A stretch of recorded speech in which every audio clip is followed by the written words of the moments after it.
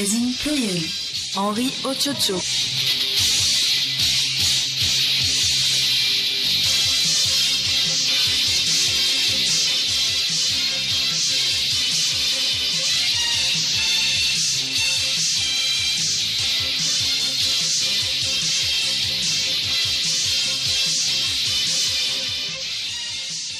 Mesdames, Mesdemoiselles, Messieurs, bonjour. Les titres de ce journal magazine pluriel.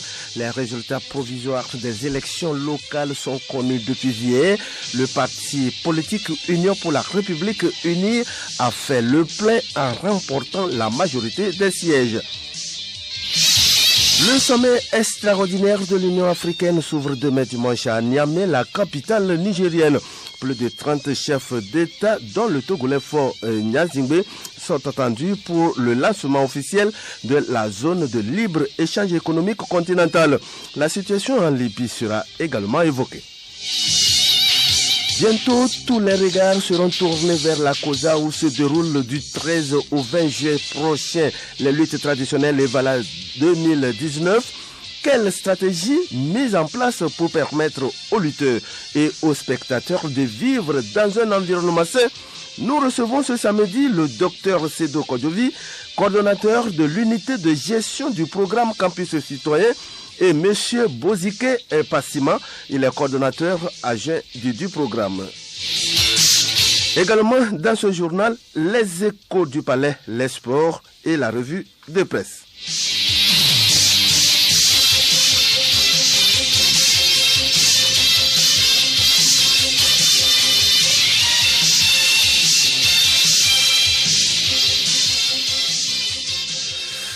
Mesdames, Mesdemoiselles, Messieurs, une fois encore, bonjour. L'édition en titre, les élections locales du 30 juin dernier.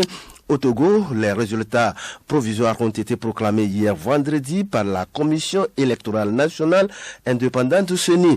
Sur les 1527 sièges à pourvoir, 1490 sièges ont été pourvus.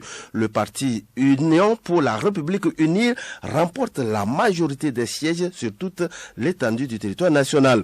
Le point avec Ayassor Tchambagou, il est président de la CENI. Parti de 117 communes, 114 communes ont pu voter.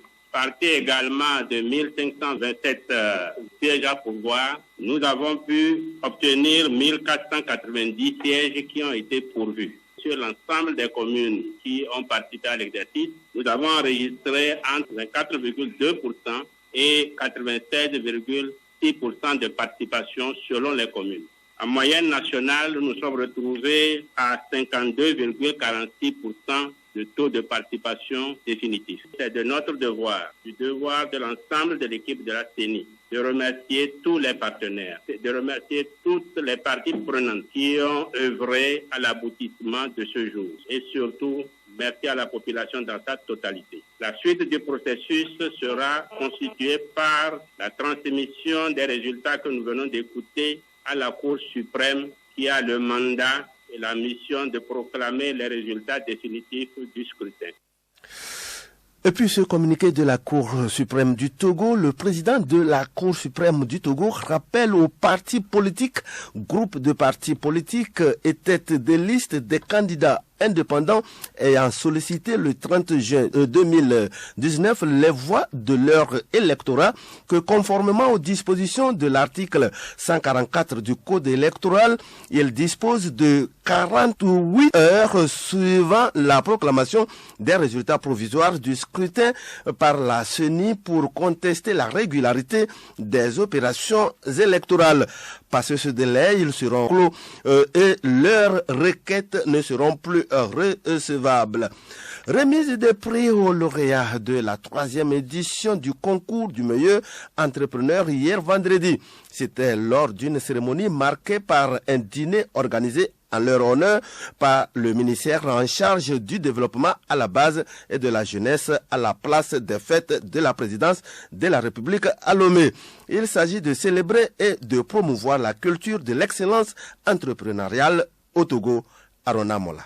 Le concours Meilleurs Jeunes Entrepreneurs lancé depuis 2015 à travers les mécanismes du FAEJ et du PRADEB est un cadre d'émulation entrepreneuriale. Il vise à renforcer les activités des jeunes entrepreneurs et à réduire le taux du chômage. Cette troisième édition a permis de primer 12 lauréats repartis dans 3 catégories pour un montant total de 16 millions de francs CFA. 10 autres jeunes dont les entreprises ont été jugées à fort potentiel de développement ont bénéficié d'une prime d'engagement de 200 000 francs CFA chacun. Pour les lauréats, cette initiative du gouvernement est une marque de confiance en la jeunesse prête à contribuer à la mise en œuvre du PND. Bemissi Solim est l'une des bénéficiaires. Nous savons que c'est nous qui allons construire le Togo.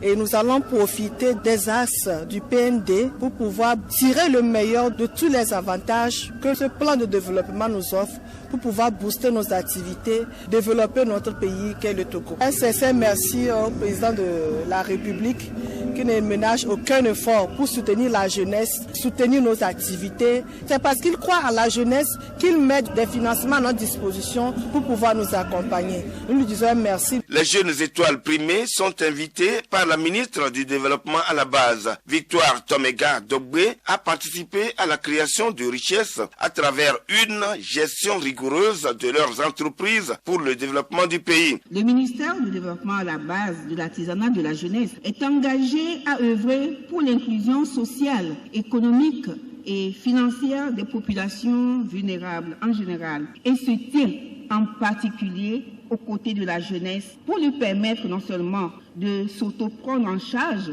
ou de s'autonomiser, mais aussi surtout de participer activement à l'effort national de création de richesses économiques et sociales pour notre pays. L'État togolais fait preuve d'innovation nécessaire pour accompagner la dynamique d'appui aux jeunes porteurs de projets enclenchés il y a quelques années dans notre pays. Cette activité s'inscrit dans l'axe 3 du PND à travers lequel le gouvernement veut accroître l'accès des jeunes au crédit et à la technologie pour développer les activités d'auto-emploi et d'entrepreneuriat viables et durables.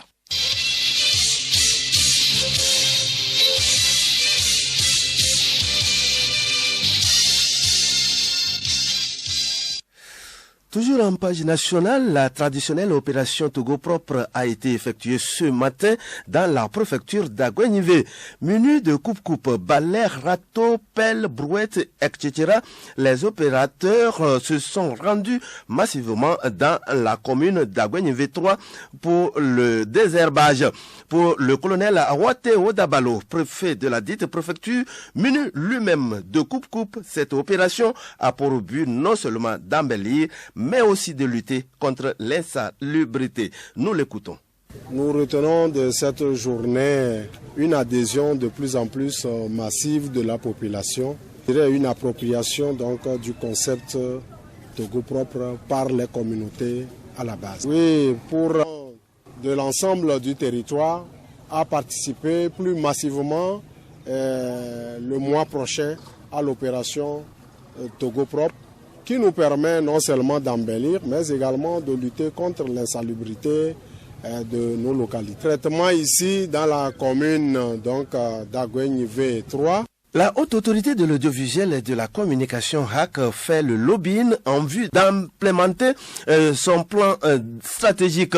Les membres de cette institution de régulation des médias, son président Telou Pitalonani, en tête, ont eu hier vendredi à Lomé une séance de travail avec le directeur pays de l'ONU-SIDA au Togo, Dr Christiane Mwala, que je vous propose d'écouter. Nous avons eu des échanges aussi importants sur le plan stratégique que la HAC vient de développer. Et puis on va voir l'ONU-SIDA bien sûr, mais aussi l'ensemble des agences des Nations Unies. On verra ensemble comment on pourra accompagner notre soutien à la mise en œuvre de ce plan stratégique de la HAC. Mais d'une part, comment voir tirer le meilleur profit des médias et de la communication et de l'appui de la HAC pour accompagner la lutte contre le VIH, aussi le VIH-SIDA au Togo, où on a fait beaucoup de progrès, mais il reste encore des défis et on a besoin de tous les acteurs pour atteindre nos objectifs d'ici 2020. L'association Jeunes sans frontières pour le développement du Togo, JSFDD, appuie les autorités sanitaires du Togo en réponse aux cris d'alerte lancés par ces autorités concernant la pénurie de poches de sang dans les hôpitaux et centres de santé. Elle a organisé ce samedi à Lomé une séance de don de sang. Cette initiative qui va permettre de sauver des vies humaines, la présente journée de don de sang entre dans le cadre des activités annuelles de l'Association des Jeunes sans frontières pour le développement du Togo.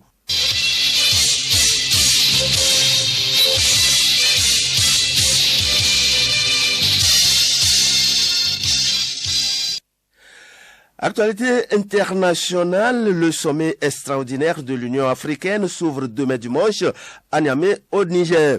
C'est un rendez-vous qui va lancer officiellement la zone de libre-échange économique continental ZELEC. Les travaux ont débuté jeudi avec la 35e session du Conseil exécutif, une instance qui a réuni les ministres des Affaires étrangères. Au centre des discussions, la situation en Libye, Angèle Huntodji.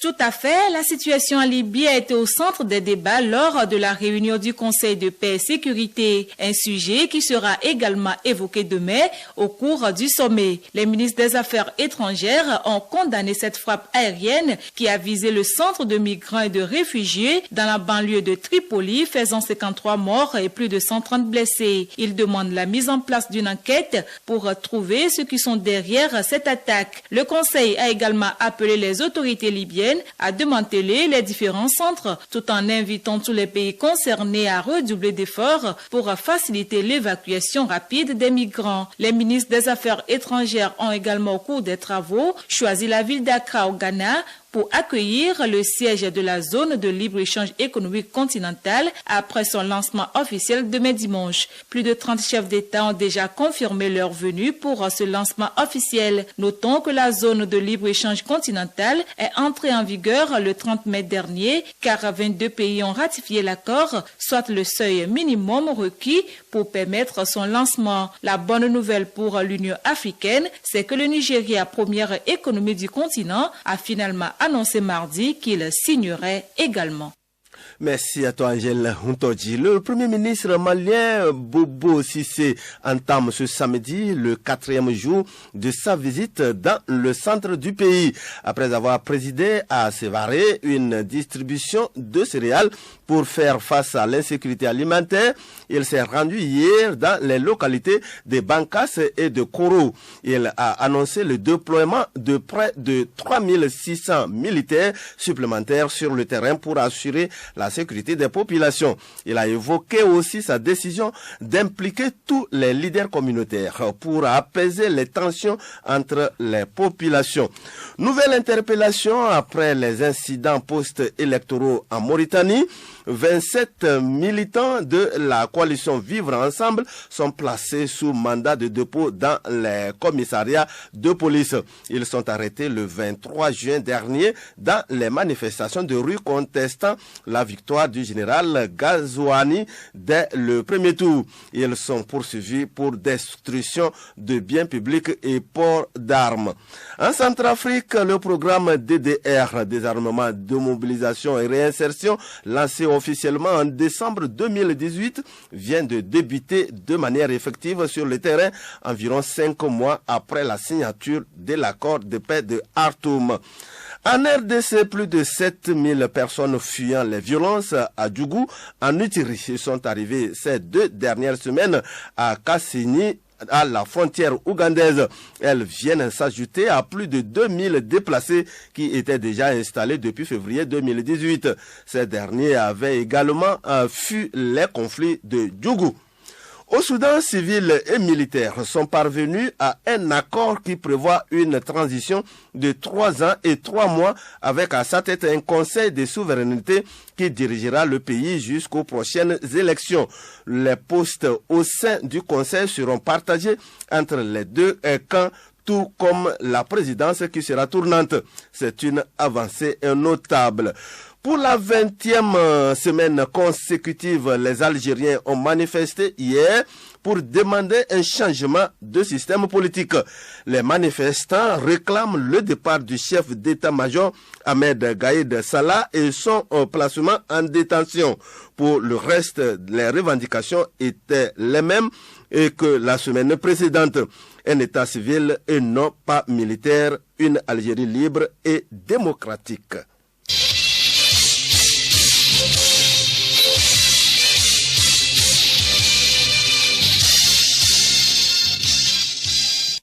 Nous l'annoncions en titre. Les luttes traditionnelles Evala édition 2019 en pays kabien se déroulent du 13 au 20 juillet prochain.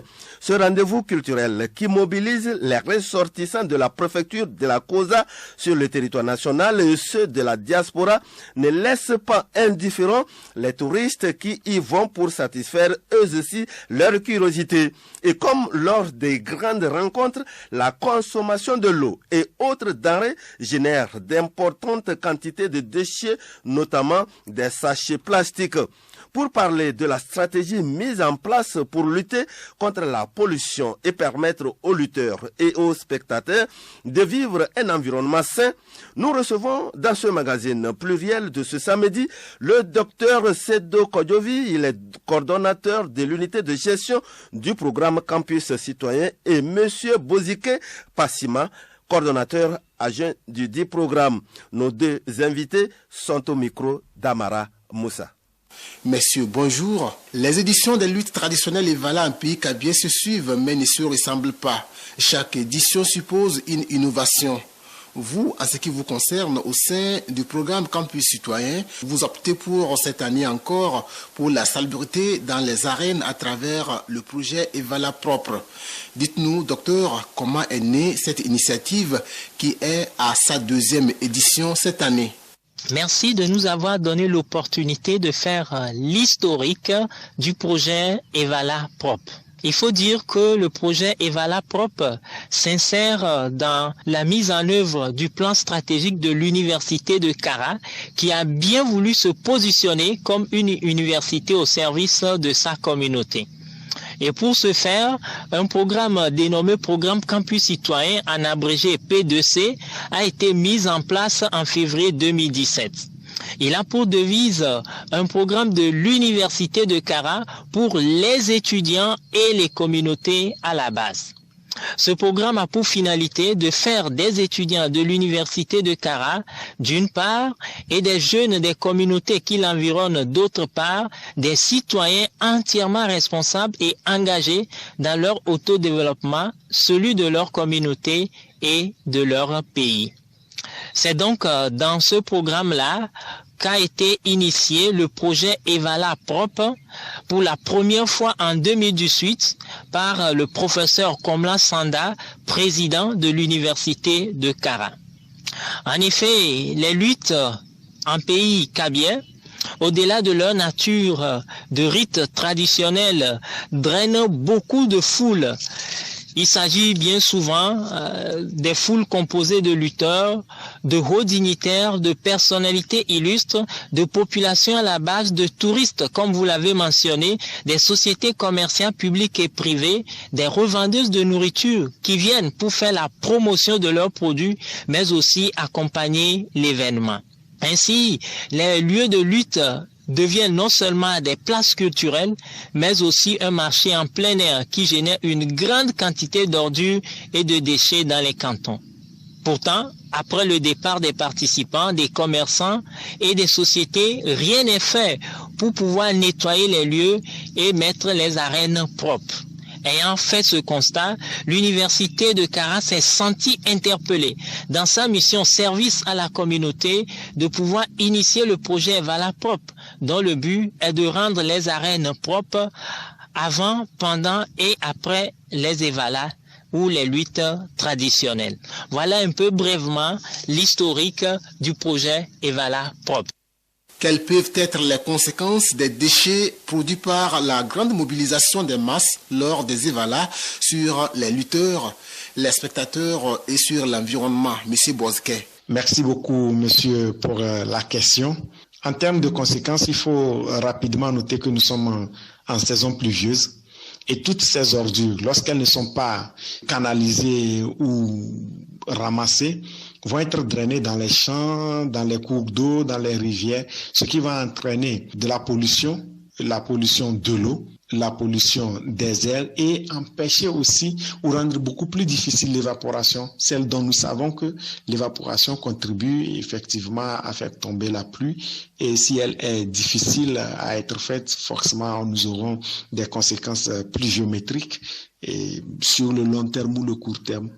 Monsieur Bozike Passima, nous restons avec vous pour savoir ce qui sera fait sur le terrain pour garder l'environnement sain. Pour ce qui est de la manière de travailler, déjà à 6 heures, les étudiants ressortissants de chaque canton, munis de râteaux, balais, paniers, cache-nez, gants, et en fonction de la pluie, s'il y a la pluie, ils porteront aussi des raglans, vont rendre propres les arènes avant le début des luttes. Mais pendant les luttes également, ils vont travailler et rendre les arènes toujours propres. Et après les luttes, après le départ des spectateurs, des lutteurs, des officiels, ils vont continuer le travail et rendre les arènes très propres. Donc, en gros, c'est comme ça, le travail va être fait. Les luttes se déroulent sur plusieurs terrains à la fois. Comment comptez-vous étendre vos actions dans les 14 cantons qui abritent les luttes, Dr Sédou? Pour étendre nos actions dans les 14 cantons, nous avons d'abord choisi les étudiants qui viennent des cantons où ont lieu les luttes traditionnelles pour assurer cette opération de salubrité. Ensuite, il y a également des contrôleurs qui ont été mis en place qui seraient chargés de s'assurer de la réussite des opérations dans chaque canton. Voilà la disposition qui est prise pour que tous les cantons soient parcourus. Docteur Sédou Kodjovi, avez-vous prévu des séances de sensibilisation pour soutenir vos actions sur le terrain? Oui, plusieurs actions de sensibilisation sont prévues. D'abord, comme je venais de le dire, les étudiants sont les étudiants des cantons où se déroulent les luttes traditionnelles. L'objectif étant de faciliter la diffusion de l'information dans les communautés à la base. Ensuite, les responsables des étudiants de chaque canton ont été délégués pour participer à la réunion préparatoire des EVALA. Cette réunion se déroule dans chaque canton. Là, ils pourront sensibiliser sur les activités d'EVALA propre 2019. Autre action qui a été initiée, les autorités locales ont été avisées par courrier et c'est le lieu de remercier le préfet de la COSA qui l'année dernière a apporté un véritable soutien à cette activité de salubrité effectuée par les étudiants de l'université de Kara. Il a également aidé beaucoup à relayer l'information auprès des chefs des localités et c'est ce qui se ferait également. Nous lui sommes infiniment reconnaissants. Enfin, je dirais que cette émission radiophonique rentre également dans le cadre de cette sensibilisation et nous tenons à vous remercier sincèrement et à remercier la direction de la radio. On pourrait également ajouter ce qui est fait par rapport aux pancartes qui seront disposées dans tous les cantons où ont lieu les luttes traditionnelles. Et sur ces pancartes, il y aura des indications concernant les activités du programme EVALA Propre 2019. Quel genre de gestion sera réservé aux déchets collectés? Merci beaucoup pour la question. Les déchets seront totalement ramassés sans distinction aucune et convoyés par des véhicules et puis des tricycles sur un site prévu et sur le domaine de l'université de Kara. C'est à ce niveau que le tri va être fait entre ce qui est non dégradable et ce qui est dégradable. Docteur? Oui, pour ce qui est des déchets, l'université de Kara a aménagé un site spécial où les déchets seront entreposés puis triés en déchets dégradables et en déchets non dégradables. Les déchets dégradables serviront ensuite à la fabrication de compost qui serviront ou qui seront donnés à l'Institut supérieur des métiers de l'agriculture de l'université de Kara. Docteur Sédou Kodjovi et M. Bozike Passima, je rappelle que nous sommes en ligne avec vous depuis Kara et vous faites partie des responsables du programme Campus Citoyen de l'Université de Kara. Notre entretien tire à sa fin. Juste un mot de fin à l'endroit de nos auditeurs. D'abord vous, Docteur Sédou. Pour nos auditeurs, nous tenons sincèrement à les remercier. Pour ceux d'entre eux qui feront le déplacement pour les EVALA 2019, nous les invitons à avoir un comportement sain qui protège l'environnement et à faciliter l'opération de salubrité des étudiants du programme Campus Citoyen lors des EVALA, notamment en leur cédant le passage pour qu'ils puissent débarrasser les arènes des déchets et rendre l'environnement sain. C'est le lieu de remercier sincèrement le président de la République, son Excellence Faure Eswazimna Gnassingbé, pour ses nombreux soutiens au programme Campus Citoyen et son accompagnement spécial au projet EVALA Propre 2019. L'Université de Kara tient également à féliciter sincèrement toutes les entreprises qui l'ont soutenu de diverses façons pour la réalisation de ce projet. Nous pensons notamment à la CCIT, à Togocel, à Togo Invest. C'est également le lieu d'encourager d'autres sponsors qui voudront bien s'associer au projet EVALA Propre 2019 à prendre attache avec l'Université de Kara. Je vous remercie et merci infiniment à la radio. Monsieur Bozike Passima, vous aussi, votre mot de fin. Pour mon mot de fin, très sincèrement et profondément, je remercie la Radio Lomé et son directeur. C'est également le lieu de remercier tous les étudiants, les jeunes des communautés à la base qui se sont associés au programme Campus Citoyen. Et c'est l'occasion de rappeler que le projet EVALA Propre n'est qu'un aspect des comportements sains et civiques que l'on devrait adopter au quotidien. Et nous espérons et nous formulons le vœu que ce comportement qui commence par un certain nombre de jeunes et d'étudiants puisse être diffusé dans nos communautés à la base. Parce que un corps sain, ça vit dans un environnement sain. Je vous remercie beaucoup. Merci également à vous pour toutes ces informations.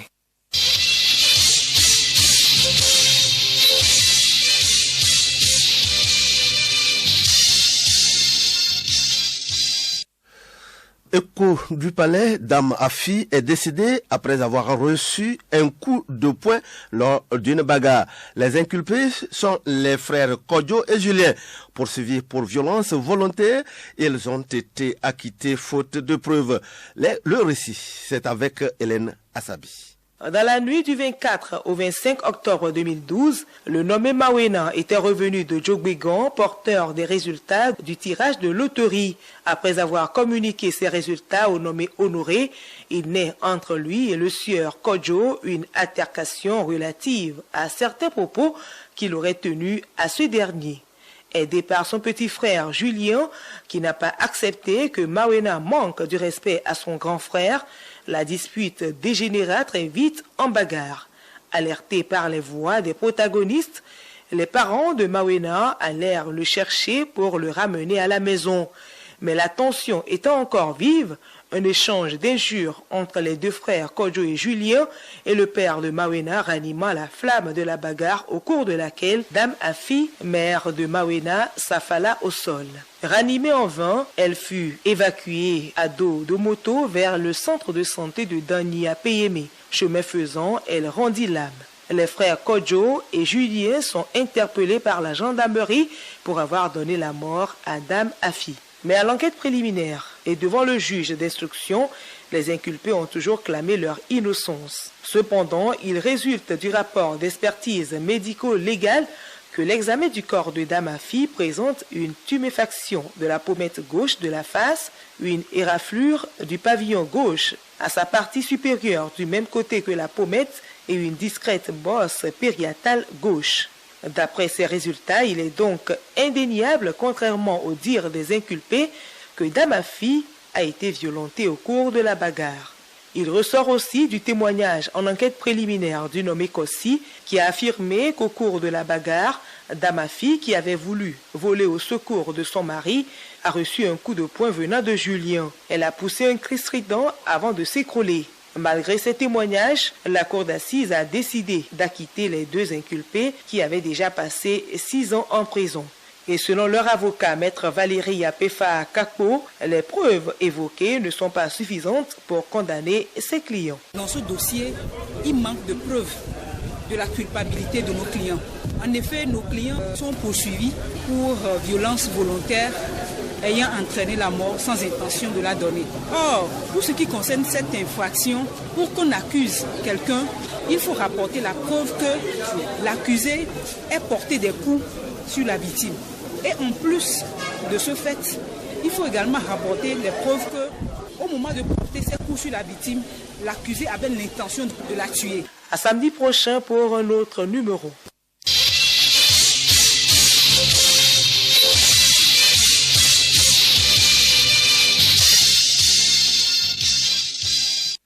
Les sports à présent au menu de cette page figurent les échos de la fin hier du 6e tournoi de handball des zones 2 et 3 et surtout le football, notamment les 8e de finale de la CAN 2019 qui se poursuivent aujourd'hui avec 2 confrontations. Hier, 2 pays ouest-africains se sont qualifiés pour les quarts de finale à Ronamola. Le Bénin et le Sénégal ont décroché hier leur billet pour les quarts de finale. Les écureuils, après un match nul 1-1 devant les Lions de l'Atlas, dans le temps réglementaire, ont su tirer leur épingle du jeu au tir au but 4-1. De leur côté, les Lions de la Teranga du Sénégal ont écarté les crânes d'Ouganda 1-0 grâce à Sadio Mané. À suivre ce samedi, 2 confrontations. Le Cameroun donne rendez-vous au Nigeria. Les Lions indomptables qui n'ont pas montré grand-chose jusqu'à présent ont l'obligation de jouer mieux face aux Super Eagles du Nigeria. Ils devront faire plus offensivement pour espérer se qualifier. Le deuxième match de ce samedi met aux prises l'Égypte, pays hôte, et l'Afrique du Sud. Demain, il y aura Madagascar, RDC et puis Algérie, Guinée-Conakry. Hors du continent, la finale de la Coupe du Monde féminine France 2019 se dispute demain entre les États-Unis et les Pays-Bas. Avant cet épilogue, le match pour la 3e place a lieu cet après-midi entre l'Angleterre et la Suède. Une autre petite finale, celle de la Copa América, se joue ce samedi. À 15h, l'Argentine sera face au Chili. Demain, la finale va opposer le Brésil et le Pérou. Autre discipline, basketball, la 11e journée du championnat de la Ligue Lomé Golf. C'est pour ce week-end. Tout à l'heure, à 14h, en D2 côté homme, Blue Star se mesure à Racing Club. À 15h, Modèle Racing Club Dames. À 16h30, CBS Fighters en D1 homme et puis Melting Pot Modèle à 18h. Et puis du handball pour refermer cette page.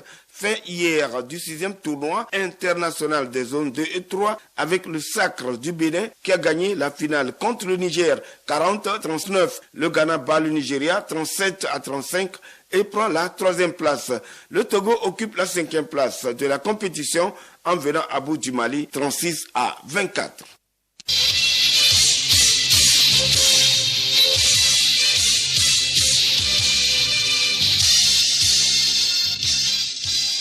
Et pour boucler la boucle, la revue de presse, le sujet dominant dans les journaux parus cette semaine reste les élections des conseillers municipaux du 30 juin dernier, dont les résultats provisoires ont été proclamés hier par la CENI, qui a annoncé un taux de participation de 52,46%.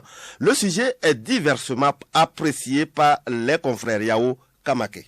Sur cette question des élections municipales, la plupart des journaux l'ont traité sous l'angle de la faible mobilisation, chacun avec son argumentaire. Aussi, pour ce scrutin qui intervient 32 ans après le dernier tenu en 1987, le flambeau des démocrates trouve-t-il que les Togolais ont perdu la notion des élections municipales, ce qui les rend plus indifférents et dubitatif quant à sa pertinence, contrairement aux partis au pouvoir unir, dont l'électorat sort généralement nombreux lors des votes, écrit le journal Dunia Le Monde. Du côté des partis de l'opposition, l'on note un certain désintéressement pour l'hebdomadaire. Cela est certainement dû à la division de l'opposition quant à une participation ou non à l'élection. Aux confrères d'ajouter que dans les rangs de l'opposition, des querelles et guerres entre les principaux leaders ont conduit à la démobilisation des militants. Abondant dans le même sens, le journal Hebdo Chronique de la semaine fait remarquer que, au lieu de passer leur temps à ameuter le monde entier pour soi-disant dénoncer des bourrages d'urnes, les responsables de l'opposition doivent faire une analyse approfondie de leur débâcle électoral et réfléchir à une bonne stratégie de remobilisation de leurs militants qui sont totalement désemparés ou démotivés et qui optent pour un boycott actif des élections. Une leçon de chronique de la semaine qui justifie son titre à la une. Le parti Unir en passe de s'adjuger plusieurs communes. L'opposition dans sa division a sombré et crie à la fraude. Faible taux de participation dans les fiefs de l'opposition. Pour sa part, au-delà du faible taux de participation assez local, le médium estime que l'essentiel est déjà fait. L'important, précise-t-il, est que ces élections des conseillers municipaux se tiennent pour en finir avec les délégations spéciales et leurs limites quant à la gouvernance à la base. Aussi, fait remarquer le médium, c'est pour vider la feuille de route de la CEDEAO, la Communauté économique des États de l'Afrique de l'Ouest. L'exercice ne sera pas peut-être parfait et les attentes peut-être pas comblées, observe le confrère, mais s'interroge-t-il, l'essentiel n'est-il pas de reprendre cette gestion des communautés à la base pour un développement endogène et que les populations auront des élus qui répondent désormais de leurs faits et gestes devant leurs administrés locaux? Au médium de conclure, le gouvernement a joué sa partition avec les textes légaux et réglementaires. La balle est dans le camp des nouveaux élus locaux. Pluriel, le magazine hebdomadaire de Radio Lomé.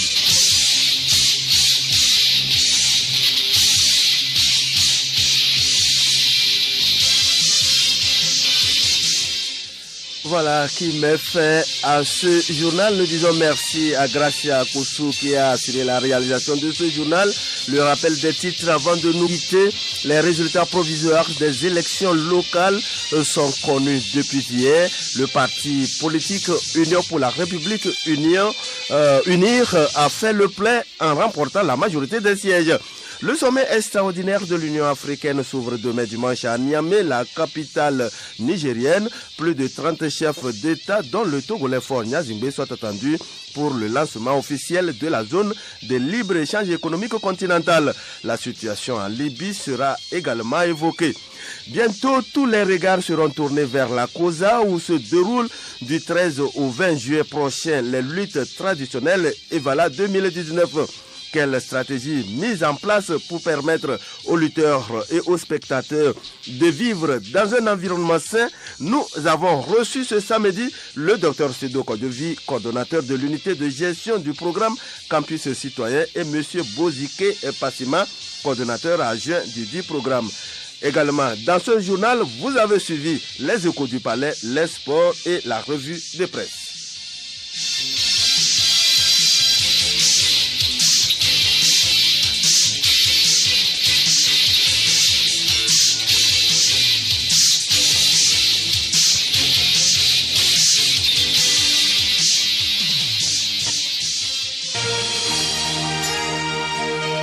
Radio Lomé, boîte postale 434, email radiolomé@radiolomé.tg. Radiolomé.tg